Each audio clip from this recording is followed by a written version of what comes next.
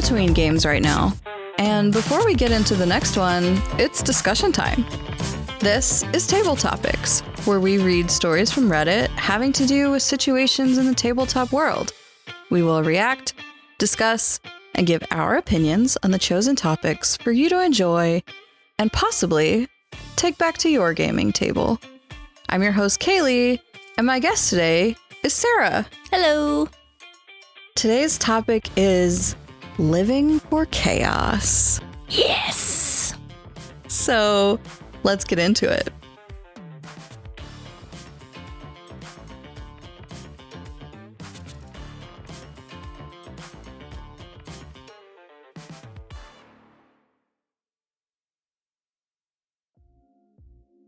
So I conspired a bit with your husband. Of course you did. Of course, Josh, who has been on the podcast before and will certainly do it again because I had fun with him. But he said, what subject did you pick for Sarah? And I said, well, I have some that I'm considering, but I really want to find an episode that's just chaos. He's right. He was like, that's correct. Yes. Yes. So I have allowed myself to float into new Reddit threads in search of chaotic stories. So we're going to be a little bit of board games, a little bit of RPG, a little bit of just life ideas. Excellent. As we go on. But it all has to do with people that just enjoy a little bit of chaos. Well, good. I'm in the right place. Yeah. Okay. Let's get right into it then. I mean, in fairness, you've met my husband. He is chaos. Yeah. Well, you know. Yeah. So this first one is really short. Okay.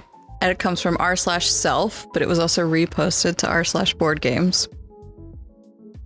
From eSeek. Title, When I Get a New Board Game. The first thing I do, if the plastic packaging is nicely sealed on all sides, is throw it edge first into the pool and watch it wobble to the surface. I've only lost a few. Thoughts? What is wrong with you, my dog? Like, what? What? You just, you make sure, did I hear this right? You make sure the plastic is intact and then you just fling it into, do you have money to burn? Is that what I'm hearing? Like, good on you for making the plastic, like making sure the plastic's okay, I guess? How about I fling you in the pool? You know. No, you know. No, I don't know. I don't know at all. So it's his property. If he wants to throw it in a pool. I don't think he deserves his property. What do you mean? You just threw it in a pool. What do you do? Is this a scientific experiment? Are you making sure it floats? And if it floats, you don't burn it? Like it's a witch? Like, what are you doing? That's what it is. It's a witch trial for the board games. I think it's an intrusive thought that he let win one time and now he's like forever. Every time. Okay. You know what? You found the one and only way that I might be like, he might not be a little psycho. We all have the intrusive thoughts, but mine have never been let me fling a board game I just bought into a pool after checking to make sure the plastic's okay. Yeah, he at least did like a little bit of research? No, he did a little bit of like, let me not completely ruin this purchase. There was a step before the intrusive thought. Just the one step. So, what did other people say? Oh, they pretty much agreed with you. This is, or first, when it was posted on r/self, they pretty much agree with you. Top comment is just, who the heck? Why would you do it? Next top comment, what? Then the next one goes, you're high on paint fumes. I get it. Paint fumes. Okay. Yeah, thank you. Thank you, commenter. And then Master Saturday says, if that's what makes you happy. No, Master Saturday. No, bad, wrong. This one's good. From Upvote Me Please. It says, rolling on the floor laughing, having a lot of money is nice. Yep. That was my first thought was, this has got to be a person that has cash. Because, like, board games are not cheap. Correct. It's not like you go to a game store, whatever, Game Cave, Game Keep, Game Cafe, and it's like, here's a $5 game, and it's like a board game wrapped in plastic. Like, you're gonna get a slightly used, maybe a little frayed at the edges card game for that. Yeah. But if you spend like $40-$50 on a board game, and you're just gonna fling it in the pool? You're killing me, Smalls. He's admitted that he's lost a few. So... I'm sorry to the listeners for that sound, but it hurt. Oh, man. So then when it was reposted to r/boardgames, the top comment says, I put mine in the microwave. It's relaxing to pop out warm cardboard pieces. Oh, God. Can you imagine? Why are these? Oh, my God. Okay. Please. I mean, I don't think that is a real answer. I think that's a... I mean, I hope it's not a real answer. I hope it's not. Like, what do you mean? We listen. I don't know. Just who does these things with their board games? Like, it's not me. I don't do these things with my board games. No way. Because a regular, like, boxed game, like you said, starts at $30 and just goes up from there. So, are you feeling chaotic? I mean, yeah, that was chaos incarnate. That was a good start. Yeah, the strong start to the chaos. So now we're going to move into an RPG story. Okay. This comes from r/D&D, from Stefan Eats. Tell me why this is a bad idea. Assembling a D&D group entirely of Tinder matches. Entirely of Tinder matches. Oh, we need to have a little aside. There are people that I know that have met their matches on Tinder and it has worked out for them. These are not the people I am talking about. But are you freaking kidding me? Yeah. Some of these stories that I have heard about Tinder matches blow my mind that you would even think to try a D&D campaign with them. Because normally when you do D&D, you've got the majority of people that like kind of know each other, kind of have a rapport already. Mm-hmm. And then you're like playing a game where you can choose kind of an off-the-wall character, somebody that's totally out of sync with you and still play about with it. When you're going to a table full of people that you don't know and you do something like that, they don't know that it's not you. Mm-hmm. They don't know it's not you. That's very true. And they just have no context for that. And secondly, everybody's there for a date. Everybody's interested in somebody else. Or but Sarah, it could be your reverse harem fantasy. I don't have a reverse harem fantasy. Okay, maybe I do. I was like, don't lie. Don't lie. Okay, maybe on just a my little, podcast? a teeny tad. Okay. So is there any clarification if this is a mix of people, or is it like one person and then one gender all around? I don't know. I'll read the story though. It's short, but we only got through the title. Oh God, I didn't even let you in. get past the title. I'm sorry. Go for it. So they say, I half jokingly added to my Tinder bio, let me know if you want to play D&D together earlier today. And I've already gotten a couple responses from interested people. We won't do a full campaign or anything, but I think a one-shot would be fun. I'm beginning to wonder if I'm setting the stage for something terrible, but I can't put my finger on how or why. Open to all thoughts. I can put my finger on how and why. Yeah, I can put you... The thing is, they could also be setting the stage for greatness.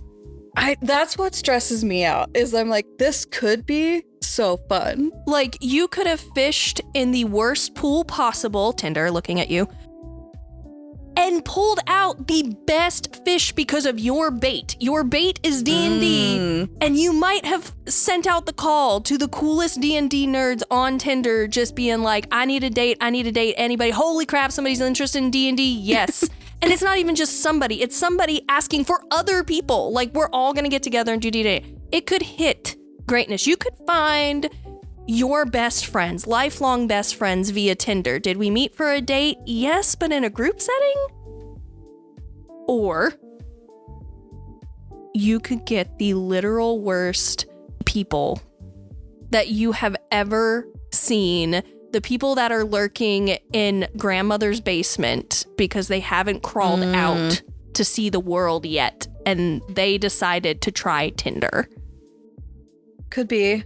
See, that wasn't even really my concern. I immediately went to, like, what is this RP gonna be like? How's the roleplay gonna go?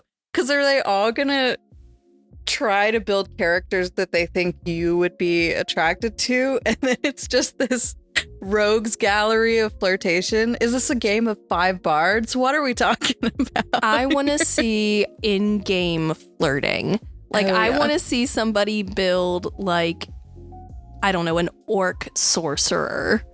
Okay. Who is there to flirt with literally everything. Like, giving the bard a run for their money.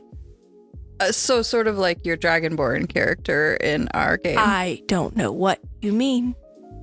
I would never build a sexy Dragonborn. I don't know. Yeah. It's like even your name might have an innuendo buried in it that I can't say on the podcast. What do you mean? I would never. No, I want to, like, I can see it coming together horribly wrong and everybody having very unsynchronized role play.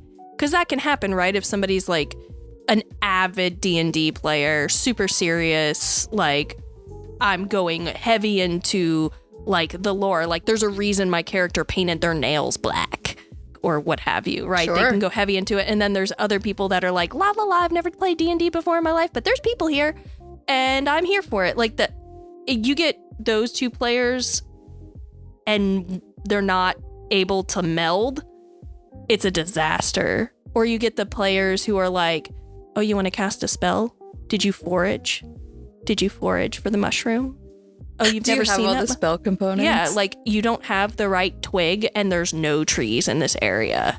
There's not even a tumbleweed for you to pray for. Sorry.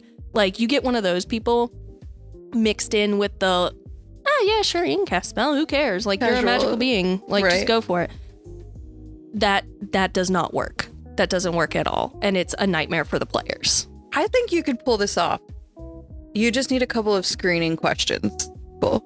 Because, like, I've applied for a couple games and they almost always have like a survey monkey or something kind of set up for you to go in and talk about what's important to you in a game, anything you're considering for your characters, what your boundaries is, how serious you want to take it, like all that kind of stuff. And then the DM or whoever posted in the group gets to filter.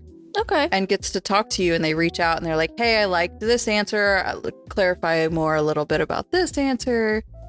So you just pop a couple questions in and you can filter out some of the that might be better. That would be a better way to do this particular thing. Are there any updates? I don't have updates. No, I want to know what happens. I need to know if you met the love of your D&D life. Also, I did, when I was looking up this person, they do post a lot in like r/dimension20 and r/dropout. Uh-oh. Which, of course, anybody who knows me knows I'm a giant fan. Well, I hope it went well. Yeah. I hope they met a lot of friends and that it went the good way. But it's Tinder, so more than likely it's trash fire. So top comment says, today it's on r/D&D. Tomorrow it's on r/RPG horror stories. Hey, somebody's got to live the stories. It's true. Somebody's got to live the stories to go on there. Street Carp 665 responds to that. This sub is a beautiful thing, for I can tell my group, see, we're normal. This is what abnormal looks like. No, it's not. Abnormal has a span, my friend, and you're probably in it. So someone similar to you, Time Guarantee 9336 says, if you end up doing this, please tell the follow-up story. Yes, thank you. It sounds like a terrible idea on the surface, unless you vet everyone further. That's what you were saying. Yeah. But it also sounds like it could be an epic experience. Maybe everyone involved is just looking for some new D&D friends. I'd also make sure to do this in a public space Yes. during the day, like a park or a public library. You know, neither one of us said anything about safety concerns, but like, they're there. Oh, yeah.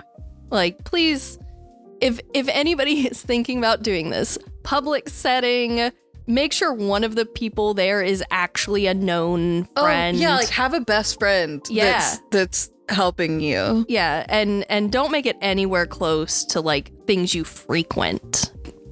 Because you're meeting a stranger or a group, in this case, a group of strangers. Like, I don't care who you are. Just don't take that unnecessary risk. You don't know who's on the other end. And they could be dangerous. So OP responds to that comment. Ooh, okay. And says, definitely gonna run this in a local game store and do all my vetting before any dice are rolled. Thanks for the tip. Okay. Thank you for responding, OP, because I was a little concerned. And then Kyoko Kinagiri says, if it goes well, you should start a podcast or YouTube channel called Swipe Right. Or something. You know what? That's a great... I would listen to that. I would be like, oh my gosh, these crazy people met from Tinder and now they do D&D.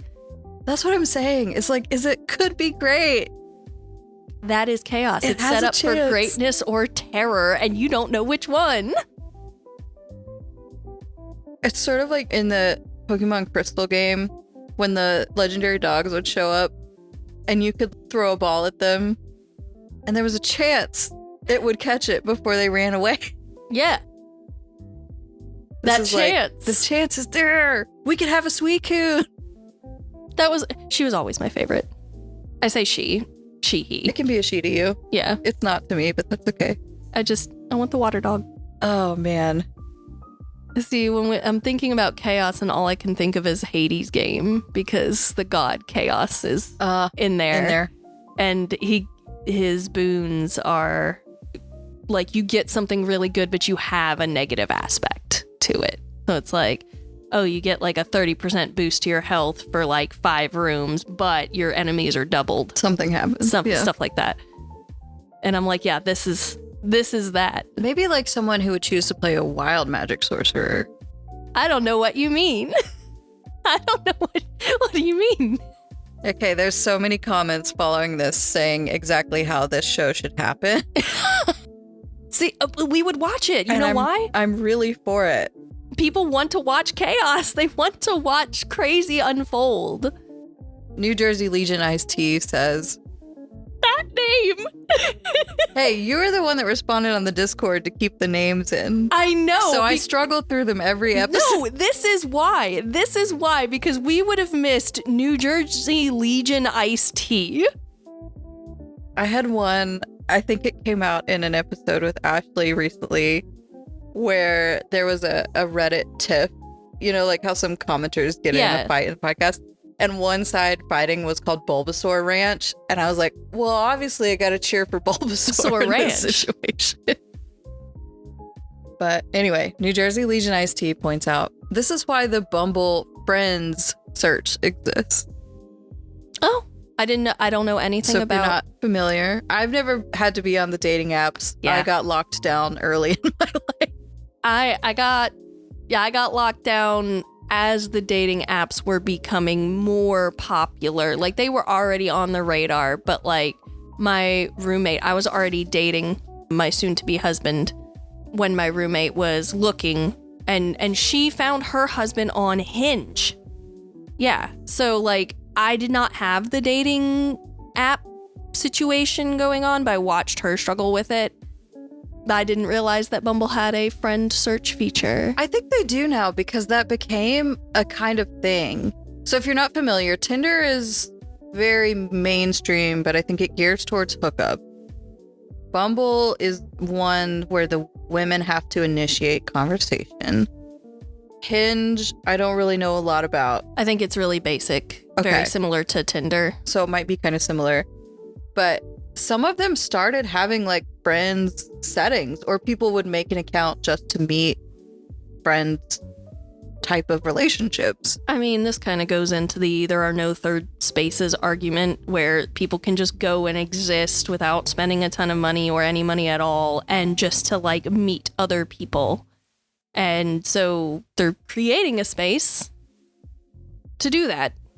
Good job, Bumble. Anyway, that has the potential for chaos.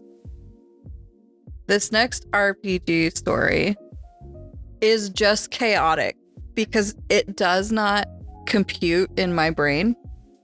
And then it has updates, but there's even more chaos in the updates.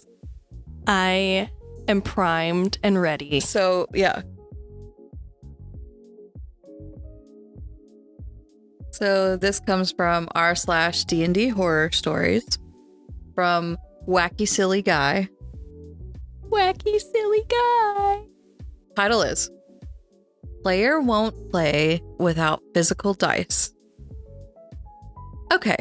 The title... You gonna get some laughs out? I'm sorry, like, I don't understand the horror story element with just the heading. Yeah, you're gonna see how this escalates. That's misleading. That sounds so innocent. I'm over here like, of course you don't play without physical dice. Like, that's the best part. That's true, because both of us are dice dragons. We are, and I don't know, there's something about clanking them about in your hand, rolling and going, well, crap, I've screwed it up. Yeah, feels really nice. So I respect that. But that's just the title. All right, I'm ready. Okay. The title kind of already sums it up. This happened like 10 minutes ago, but I ran here for advice. I run a series of one-shots over Discord with a couple close friends. They're all brand new, and even I'm only a beginner. And so far, one player has been a nightmare. A couple weeks ago, every player was on the call, so we began to play. 10 minutes in, the player, let's call him Callum, says he has to go for dinner and leaves the call. So we pause playing and we wait. I say to the other players how we'll wait half an hour, but if he's not back by then, we'll continue.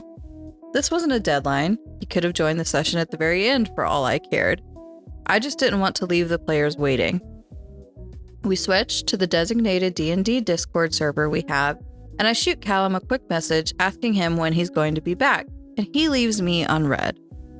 So we start playing, get through all the main fights, get through the plot twists. In fact, we finish the session, which takes about an hour and a half. My one-shots are short. Still no sign of Callum.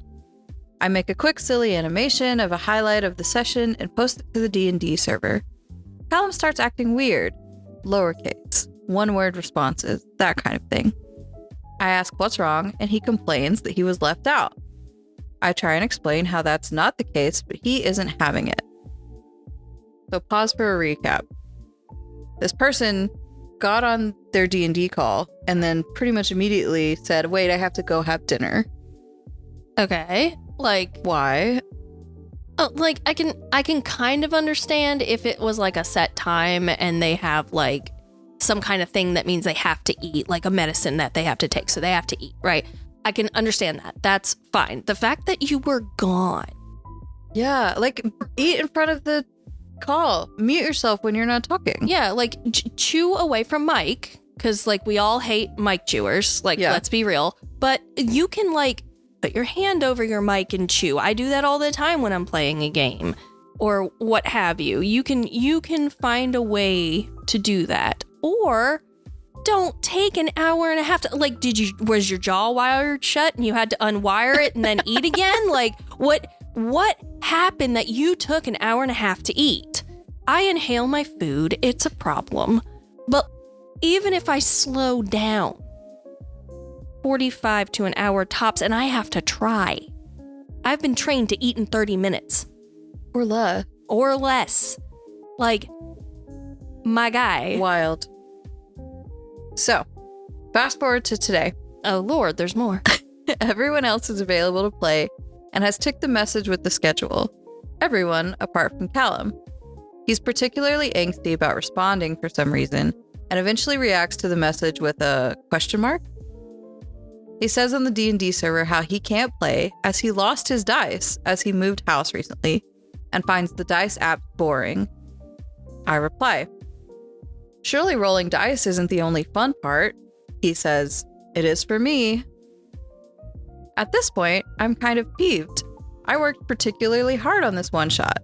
I ask him if this means he doesn't want to play D&D with us anymore. He says, and I quote, "Dunno."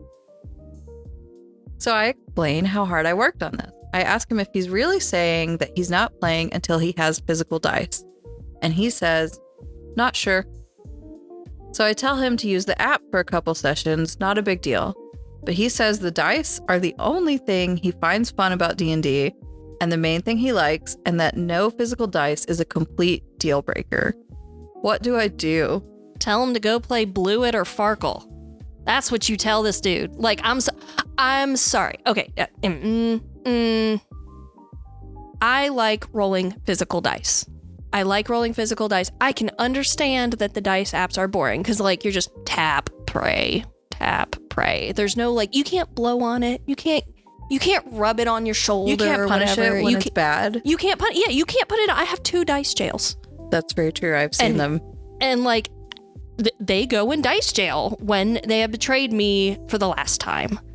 Okay, I enjoy physical dice. However, that is not the only fun thing about D&D. And if it is the only fun thing to you, then do not play. If you want to roll dice, go play a dice rolling game. That they have them. Mm-hmm. You can create your own.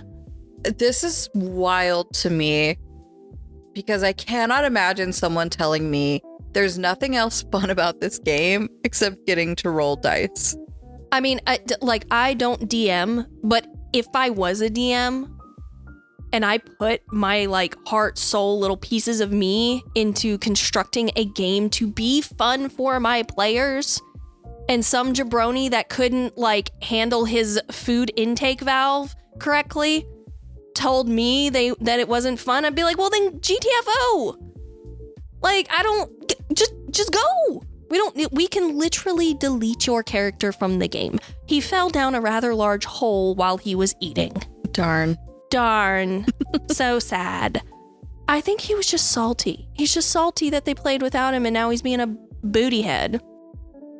So I have to respect that some people have fixations and a lot of people have tactile fixations, and I get that. And there is something wonderful about dice, especially the really fancy kind that's kind of heavy, like, I mean, yeah, stone or whatever. I have those. I have them.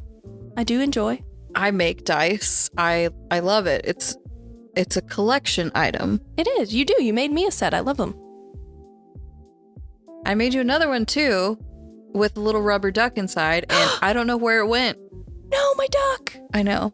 So when it turns up in this house somewhere over the next 5 years, I'll be waiting patiently for my duck dice. I'm so mad. Anyway, but on topic, I get that that's a very wonderful, nice thing to have. But like you said, there's straight up dice games. Play Yahtzee, play Farkle, play Blue It, whatever. D&D is so much more than that. And that's like the element of it that is the least amount of work. Yes. So to tell your friends in your DM, like, I don't know if I'm going to play because the only thing that's fun is dice, is just so... There's also this wild thing where you can go to your local freaking Walmart and pick up a crappy set of D&D dice. Sure. I'm not saying Walmart is a good place to go. It's not.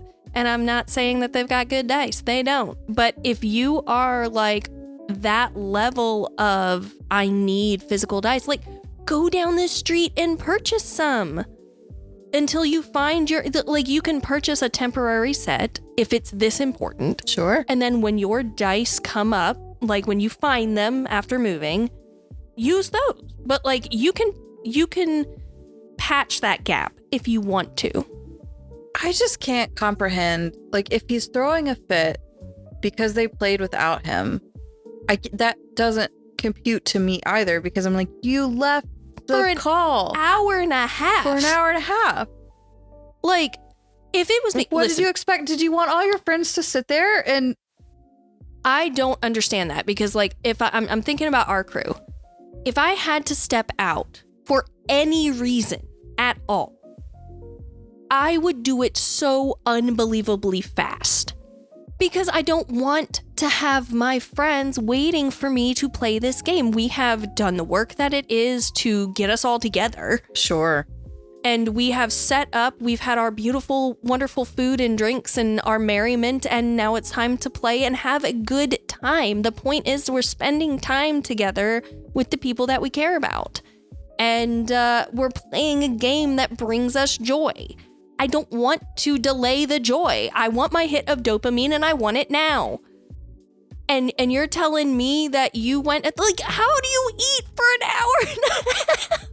I don't know. Like, there's some part of me that goes, okay, maybe he was looking for his dice and lost track of time, or but these are two separate instances, right? They are two separate instances. Okay. But if it's like attached, like, I don't know. I'm trying to make it make sense. Like, was he on a date? Did he have a date at the same time and be like, oh, I don't want to tell the D&D crew and it's new and secretive and let me go try to have this date, and, you know, things were going well, he didn't want to leave, and then he comes back and they've already played. Like, you can't blame them for playing. Yeah. And this is the thing. Did he have a family emergency? If he had a family emergency, then that's when you say the words family emergency, and you still don't get upset that they played without I'm you. not going to be able to return to the session. I have to go I have to take care of some things. Like, any and all of those things are fine. It's the fact that he's like, what do you mean you didn't wait for me? What? You didn't say wait for me. Yeah. They did wait for him. They waited a half hour for him. That is a reasonable amount of time to wait for somebody to go grab food and come back and sit at their computer, munch a little bit quietly, and then continue on. Yeah. What? This was from D&D Horror Stories. Mm-hmm. Okay, I vote not the problem.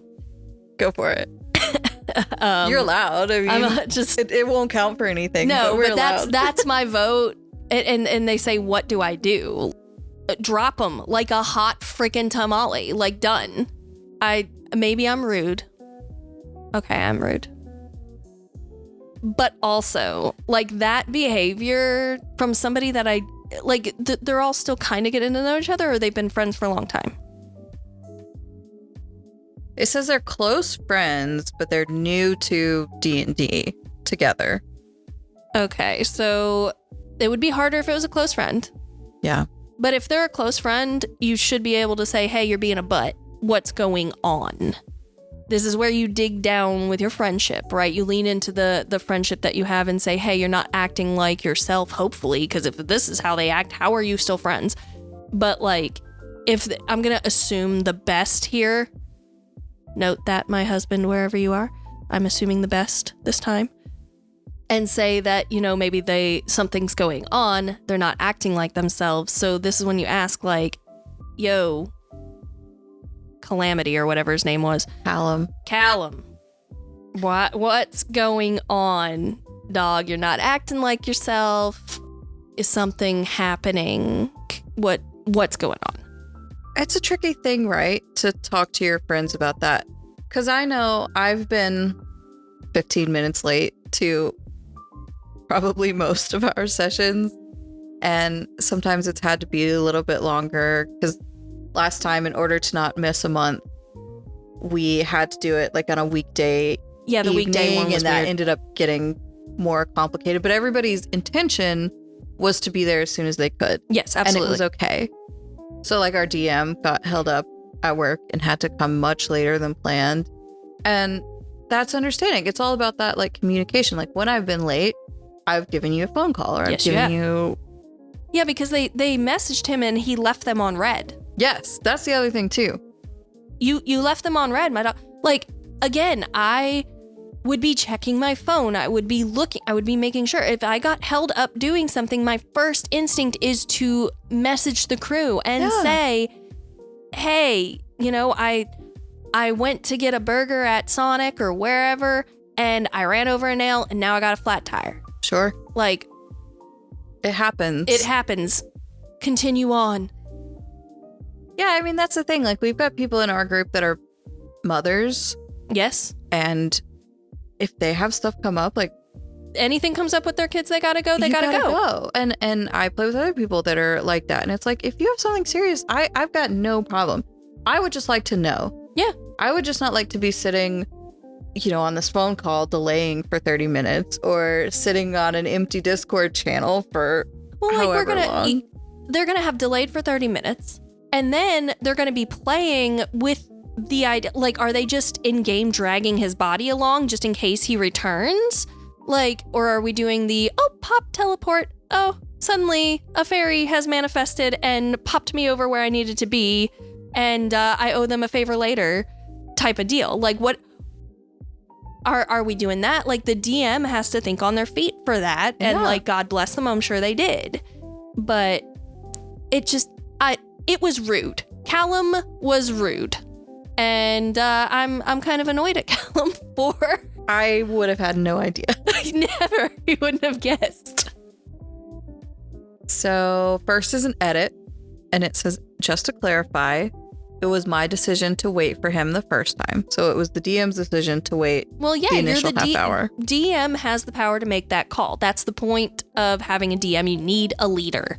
When your group is fairly large, like, you need somebody that's the point person, and the DM is normally that. So it's fine for them to make the call, and it's their time. The majority, right? It's I think that's something that's not acknowledged as much, which is for every 1 hour of playtime, your DM has done somewhere between 3 and 10 hours of prep work. Yeah. I exaggerate not. No, it's a lot of work. And I can understand for new DMs, because even I'm not that much of an old timer, I'm still fairly new myself. And when you're playing with your friends and when you're playing with people you care about, it is sometimes hard to call them on stuff. Sometimes you're just like, okay, I'm just gonna let it go, whatever. And that is something you have to learn to negotiate if you're going to be in this position. Sure. Because ultimately you want your time to feel respected and valued as you... I mean, really DMing is kind of a love language to the people that you play with. Like, as you give them a story to inhabit. Yeah. I mean, I greatly appreciate our DM. She is wonderful, and I know that she has a lot on her plate, and when she chooses to give her time to creating a fun experience for all of us together, like, I respect that. She's giving a piece of herself. And the fact that this DM said, you know what? I have to balance my players that are here and ready to go and my player that is not, and all of us are friends. The best balance that they came up with a good balance of, okay, we'll delay for 30 minutes. Mm-hmm. 30 minutes is like right at the edge of annoying. Yes, I would agree with that. Right at the edge of like, okay, like, I think of it as being at like a restaurant where you're waiting for your food. That half hour mark is where you're like, yo, server, what's going on in the kitchen? I'm about to eat this table if you don't bring me something. That's just right there. And so the DM called it and said, okay, we're done waiting. Let's go, because they have however many other people that they also need to consider. Sure. So the next update. And these updates crack me up because they're kind of short, but they're whiplash. Oh no. Oh boy, here we go. So first update. Okay. Looks like this D&D adventure is no more. We started another one-shot around 20 minutes ago, told him he could join if he wanted, and he's still on a dice-specific rampage. He didn't join. Instead, he demanded we reschedule. I was so fed up, I just flat out refused and continued the game. But the other players said they felt bad about playing without him, even though they share my exact views on Callum. This was the straw that broke the DM's back. I left the call and said that it's best the party doesn't play together anymore, as it causes too much drama and stress. I ended the server, and for now, I think that's that. Oh, that just dissolved. Like I said, it's like they say, like, don't room with your best friend in college. Yeah. Yeah. It's the same kind of theory. It's giving that energy, yeah. Sometimes, you got to figure out how the table works. And sometimes it doesn't. I just... Like, did those dice... Like, did he sell his soul to get those dice? Like, are they like an heirloom from his long lost great grandfather who like ran some other country or something? Like, what is it about that specific? Everybody's got their hyperfixations. Yeah. But I don't think I've ever let one of mine get in the way of something with people. Demanding that they reschedule. Just let them play. It's a one-shot. It's a one-shot. Right, correct. This is not a campaign. This is a moment in time, a slice of life, whatever. They can have this one shot and you can join the next one. Yeah, like if you're for sure that you're not playing until you find your dice, then you're not playing until you find your dice. So and that's let them okay. play. Let them play. Let them everybody play. else. Right, exactly. You can, Wild. Open the bathroom door after a really long absence and go, what did I miss, guys? Like, just, you can write it in. Okay. This is why I'm not a DM. So second update. Oh, there's more. I wish there was a timestamps on these because this is frustrating. Wow. Second update. He found the dice. We rescheduled. All is well. Just a little awkward. I'm sorry. What? No, go back to there was vitriol in that post and now all of a sudden we're cool. Like, Yep. what? Are these teenagers? Oh. Are these teenagers? Oh, they don't give name or ages. How dare they? It could be. That, what? You were so angry and so fed up that you dissolved the party and now we're good? No, it's fine. He's got his dice back. He's got his dice, we're good. He's got his lucky dice and it's changed my opinion on everything. Those dice have more power in this situation than any of the people. Then the friendships. Yep. Like, those dice literally decided the fate of this party. Ready for the final update? Oh my God. Yes. Final update. I ditched the whole friend group. Ah! Oh my God. My neck is broken. It's like, whoa, no. What? No. So you see why this is in the chaos episode. What happened now, man? After being left out and mistreated for a while, I finally decided to take my leave. This story is just one of many examples of how everyone in the group acted. What? So here's this thing that irritates me. Okay, we kind of got over it. No, I actually quit the D&D group. And then it's like, no, he found the dice. It's all good. And it's like, no, I'm not friends with any of them anymore. I'm waiting for another update that says, hey guys, we're back together. This is the on again, off again romance of D&D. What are you doing to me? Oh, man. I mean, I hope they find somebody that isn't like that to play with. Like, I hope they find a crew. They say no D&D is better than bad D&D. That's not freaking true. Oh, okay. Hot take from Sarah. Oh, sorry. No, defend. Present your argument. I mean, I think I'm more flexible. I think I'm very flexible. Okay. So I'll adapt to whatever D&D is being played. So if it's like a campaign of crap, I'll just be crap and it'll be fine. I would prefer a non-that. I would prefer one that's very, very good. But like, when you have those long stretches of time where you're not playing and you really enjoy playing, it's really sad. Yeah. Because like everybody around you, I don't know about you, but everybody around me is like, oh, I love D&D. I wish we could play.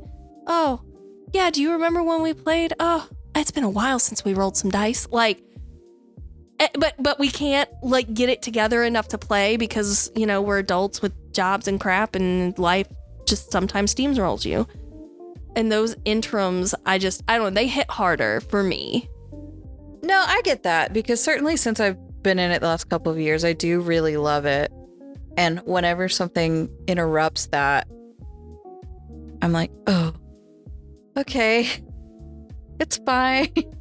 Get a little itchy. And, and like even when I was inviting people to a new game recently, because I was like, I'm really missing DMing. I want to do this. And the first couple of people are like, oh, yeah, I don't know. Maybe. And then I texted one of our common friends and I said, hey, do you and your husband need more RPG in your life? She responded, heck yes. And I was like, that's what I wanted. Let's go. So I'm so excited now because you just want somebody who shares that excitement and is going to appreciate whatever you bring in front of him. It sounds like this guy doesn't appreciate anything. No. But his fancy dice. And the thing is, I've never been part of a campaign that was not fun in some way. So, like, I have not had the D&D horror experience. And I hope to never have a D&D horror experience. But, like, I've been part of campaigns where, like, somebody was a new DM and they didn't quite know what they're doing, or two players didn't quite get along character-wise. But it still was not a miserable experience. It was still, like, okay, like, this is awkward a little bit, but we're working it out. Like, we're fleshing out our characters and we'll fix it later. Mm-hmm. But, like, all of the experiences I've had have been positive ones. Yeah. So maybe that's why I have my opinion right now. And if ever I am involved in a D&D horror story, my opinion might change. You'll come back. Subject to change on that. So, top comment from Joseph Hitchman says, drop him. Drop him now before he becomes more of a problem. The dice are not the issue and never were. It's that he wanted the spotlight on him and to be able to put you all on pause while he had dinner. Guaranteed he will whine and moan about it and play the victim, but he has dug his own grave already. Ooh, that's the voice of experience is what that is. Select Government 680 responds, I second this. The level of audacity for this guy to go, hold up everyone, I need to eat dinner, so you need to sit and wait for me. You know what? You've sparked a memory with that comment. Oh no. Yeah, it wasn't due to a game, but I did at one point in my life have a friend who was like that, where like if we all wanted to go one place, they would be like, I don't eat there. And the entire group would be very kind and swing, but that's a big group bending to one. Mm-hmm. And I'm over here, being a little salty, being like, look, I don't eat that either, but I will find something on the menu. It ain't hard. Like, I don't like seafood. If the entire crew wanted to go to Red Lobster, I don't know why you would do that, but if the entire crew decided that that's what they wanted to do, then guess who's eating frickin' chicken fingers at Red Lobster? This person, me, right here. And the biscuits, right? Oh yeah, those biscuits are actually good. That's why you go there and you don't tell anybody. You just grab your shame biscuits and leave. So you'll like this name, Clockwork Kitsune. Aww. Responds after the second update, and the one that says, like, he found the dice, we rescheduled, all is well, right? He says, wow, just in time so he can save D&D. He never lost the dice, man. He's causing unnecessary drama because he wants to be the center of attention. And if he absolutely insists he needs physical dice, it's because he's also fudging his rolls. This isn't a player worth bending over backwards to try and retain. Oh, wow. I didn't even think about we've hit some conspiracy theories. Wow. This sounded like talking to my mother. I love her. But she absolutely is like, that person just needs to be the center of attention. She can see through the BS, though. Like, I'm not going to lie. She's really good with the radar. I don't know. These people are giving, like, hard experience. And I did not think about fudging the rolls even a tiny tad. Like, just did not occur to me. There's plenty of stories that I've seen of people like insisting on physical dice because they lie about their rolls. Wow. I'm okay. For everybody that has been listening, I don't fudge my rolls. I roll too poorly to be fudging my rolls. So I just actually like physical dice. It was the session before last where all of us rolled at least 2 1s during the same session. Yes. God, all of us rolled. We accidentally shot the guy we were trying to save. Oh yeah, with an arrow. I shot him in the leg like twice. We did. There are too many times where I've tried to do like acid hands and it's just dribbled onto the floor because I've rolled so poorly. So yeah, I did not think about physical dice fudging, but apparently, as you have informed me, that is the thing. And well, because especially like with the pandemic and everything that went on, a lot of people started playing remote. Right.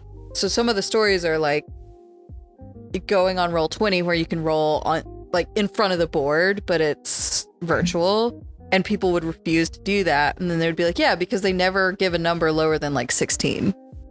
What's that like? Well, it's cheating. It's Sarah, cheating. is the point we're making. Yeah, it's cheating. It's absolutely cheating. Wow. Never occurred to me. Chaotic. Yeah. This next one is another short one. You grew up doing martial arts. I did. You have your black belt. I do. You've been around. I picked up martial arts as an adult. I have my black belt. This is something we have in common. Yeah. So this story, I think we're going to relate to a little bit. Oh boy, here we go. It's a sidestep, but No. I find it hilarious. This is chaos. Give me everything that you have. Give me dice rolling crazies. Give me black belts. Let's go. This is back on r/self, so this is kind of a catch-all. Okay. From Ginger Ninja 1982. Bless you. The key to solving male loneliness is clandestine international martial arts tournaments. You want to start reacting before the story on this one, or are you going to wait? I make no promises. So process this. Okay. We'll give you 30 minutes. We'll give you 30 minutes of laughter. No, okay. All right. No, all right. So this is very freaking, what's that movie? Fight Club. yeah, okay. Hear me out. I just watched Bloodsport for the first time. Right. And I noticed that when Jean-Claude Van Damme enters the kumite, he appears to be single and friendless, except for the elderly Japanese couple who befriended him as a child. It's hard to judge precisely, but it appears that the kumite lasts about 3 days, in the course of which he acquires a best friend for life, in the form of the Harry Harley enthusiast whose name I can't remember, as well as a googly-eyed journalist girlfriend. Therefore, a long weekend is sufficient time to completely eliminate social isolation, as long as it's spent punching strangers in a foreign country. Is that the end? No. Oh God. Okay, here we go. Posting here because of the number of dudes who post about their longing for social connection. Don't be scared. Take a chance. Get on a plane and go fight people in a new environment. What could it hurt? P.S. This amazing idea brought to you by wine. Okay. Nah. Yeah. That is, there's a reason that, who was it? The Greeks, the Romans or some crap was like, it's got to sound good when I'm drunk and when I'm sober. Oh, yeah. This don't sound good when we're sober, sweetie. I love this because I mean, we're in a reading club, and I've read webtoons and watched movies and all of this stuff. I've consumed a lot of media, and sometimes Nate and I will be like complaining about main character energy in a movie, and then you're like, well, yeah, because it's a movie and they're the main character. Yeah. Like, we were watching something the other day that had to do with like changelings, and it was kind of like the horror suspense genre, and you know, it picks up following this girl that gets abducted, and of course she's the one that figures out a way to break out and whatever and all that, and so you're like, yeah, because that's who the movie follows. Well, yeah, the movie has to show you things. Yeah, like, we're not gonna watch the movie about the 50 people that came before her and didn't find a way out. Like, that would be depressing. Yeah. So there's this funny thing that goes, yeah, this movie that has a romance interest and best friends and all this stuff and happens over the course of a weekend clearly demonstrates life. Obviously, movies have this idea, but I like that this person's like, no, we can do it. We can do it in real life. You've been to tournaments. Uh-huh. I've been to tournaments. My parents owned and operated their own martial arts studios. That is what they did for a living. There is no magic punch somebody in the face and you're suddenly friends, okay? Like, the amount of people that I saw in there that are, you know, most people come to try the sport. But if you're coming there to make friends, it might happen for you and it might not. There might be people you click with there and there might not be. And you might just be there for the sport. But if it's underground, international. I mean, the idea you're working with is you find that you like the same thing and that's being beat to a pulp. There are other places for that. You know, dungeons. Sarah. It's funny. It's funny. It is funny. I didn't say it wasn't. You're just looking at me like crap. I don't know. There's a comment from Hamster4, spelled the Roman numerals way, that says, I am part of a combat-heavy LARP group called Belagar. This is absolutely the answer. I show up to a park, sign a waiver, and beat complete strangers with a padded stick until it gets too dark to fight. We go out for dinner afterwards and talk about that sick move such and such pulled. That everything about that hurts, but we listen and we don't judge. What? We listen and we listen and we judge internally. No. No? That sounds good to me. You are? I'm for it. Our second apartment in Philly, Okay. there was a studio fairly close that I never actually got to go to, but I always wanted to, that did, I don't know, I'm trying to think of how to describe it, but it was kind of like LARP combat, but you learn legitimate sword techniques. I'm more okay with that. Well, that's what this with is. that. That did not sound like what this was. This sounded like... It was described too violently for you. No, it just sounded like I show up with a foam swarm and you know, smack somebody. Like, it didn't... There's no finesse. There's no finesse. And like, it reminded me of a point in time where we were learning the Eskrima stick in... Oh yeah, Eskrima, yeah. Yeah. And so we had the foam ones, because I mean, we're all children. We're all like 14, 15, 16 in that range. Mm-hmm. And, you know, my dad was teaching and he was like, okay, this is how you use them. You know, you create a little tree and widen it and narrow it and all this and that, right? Very like explaining it to somebody younger version. Sure. And we start fighting with them and we're leaving welts. We're hitting so hard with these foam things. And he was like, stop hitting so hard. Stop hitting so hard. And he stopped us and was like, okay, you guys are not getting the message of don't hit hard. Here's the wooden ones. And let me tell you, we lightened up real quick. And suddenly we had finesse. Suddenly we were thinking strategically and how you would really fight with them, because it hurts when you get hit with the wood ones. Oh, I know. Yeah. When we were learning nunchucks, I got the real ones instead of the like the plastic foam. practice ones. And so then when you're learning the move to like figure 8 in front of your face, I knocked myself. I was going to ask you. I was going to say, how many times did you hit yourself in the head? So I had this like giant bump knot on my forehead. Oh, they hurt. Oh yeah, I switched. You ever catch yourself in the elbow with one of the wood ones? Yep. Youch. Knees, shins. I would have just bruises everywhere from any wooden weapon. There's something very fun. I'm not saying this person is correct and that this is going to solve male loneliness. No. However, there's something very fun about fake combat. It just, well, real combat too, but I'll give that to you. I'll give that to you, because anytime we did demos, I had a good time, and that is fake combat. Or like after I learned my black belt, we learned this kata that's for 2 people. Oh. And it's basically just a choreographed fight. Yeah, absolutely.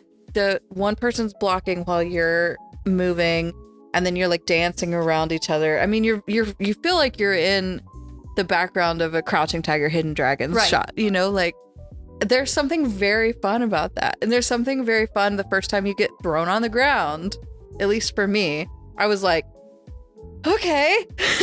I think I'd just been doing it for too long. I think that I had that experience at age like 5 and continued on. It was never not part of my life until now I'm old and I can't do that stuff anymore. But maybe I should be a little bit less harsh about it, because like I would go to friends' house who are like, hey, let's play lightsabers. And I'm like, okay. And they're like just swinging wildly, doing the little zoom, zoom, zoom noise. And I'm over here like, oh, I thought we were going to fight. Yeah. You're like blocking, disarming. And I was just like, oh, no, this is not. Oh, we're playing. We're playing. So like in the idea of play, that's probably really fun. I can't shut off that part of my brain. I mean, or at least I couldn't when I was a kid. Maybe I could do it now. Yeah, my sensei really got on to me for that when we were doing black belt, because when you were doing like 100 defenses in a row, I would start going so fast and I would have so much fun. And I was training with other adult women and whatever, so we felt comfortable enough to be that way. And my sensei multiple times had to be like, calm down. Control. So my dad had like a class for higher level students. He called it the Black Belt Club. I don't know why, because it wasn't all black belts, but like it was people who were at a higher level. Okay. And my mom would teach the younger kids, but I am very short, very, very short. And so my mom would often pull me to fight the children who were a little bit large for their cohort, right? Because you always have one or two kids that are just way too tall or way too heavy set for the kids of their age. But you want them to be able to have somebody to fight. And so my mom would often be like, hey, come on, you're their size. And so I had been training in the Black Belt Club. We were kicking hard. We were going full contact. Like, we were not playing. This was training to compete. And when you're competing at that level, people are trying to hurt you. So we were being trained to hurt back and win. And so she pulled me from that class and said, hey, I need you to fight this like orange belt or something. And I proceeded to kick them across the room. And she's yelling at me and she's saying, light contact, what's wrong with you? And I'm like, I am going light. And that's when they figured it out. They're like, we train them so hard that their light contact is now very hard. And now we have to go back and stress that you need to be able to bring your foot up just quickly, but also be able to just tap. Like, you have to have the speed, but you also have to be able to like just boop. And so we had to learn, and we had to learn quickly because I was in trouble for having accidentally. I mean, fair. But after that, we were able to, extreme control. And now I wouldn't hurt you. Good to know. As long as you said, hey, let's do that. If you said, hey, we're going hard, then it's different. But I don't think we would do that because I'm pretty sure I'd break something at this point on my own body, not on yours. Oh, okay. I would be the one that fell apart. I can't even get up out of bed now. I've ruined my joints. I remember there was one defense. It was like a defense against like shoulder grab. And one time it was the thing where you like move their arm and you push it away. And my joints pop extremely loudly. So there was one time where somebody was doing the defense at the regular strength, whatever they needed, but they happened to pop my shoulder and it was like a crack. Oh no. And the sensei comes running over and it's like, is everyone okay? It's like, yes, just ignore it. Oh, they didn't just give you a 10 count and tell you to go on? Sarah, I'm concerned. Listen.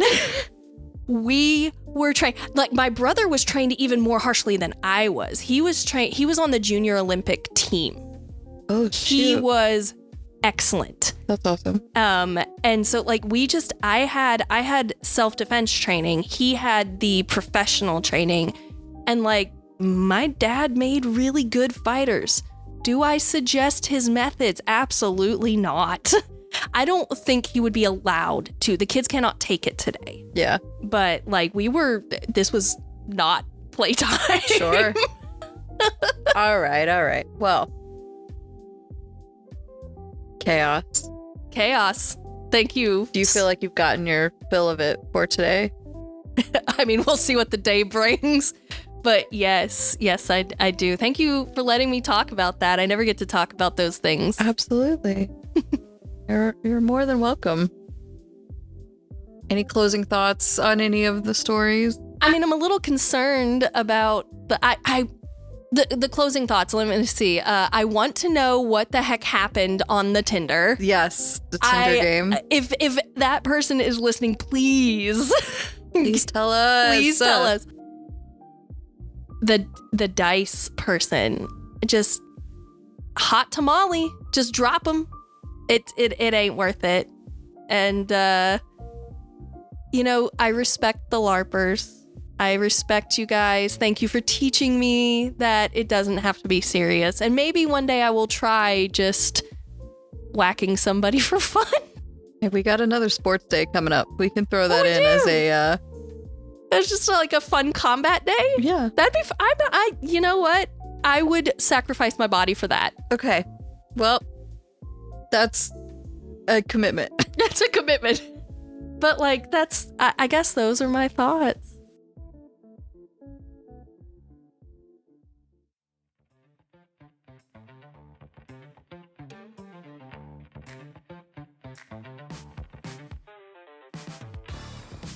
Well, those are our stories on today's table topic. Maybe you agree, maybe you disagree. Tell us about it. Maybe you have a story of your own you want to share. We'd love to bring it to the table.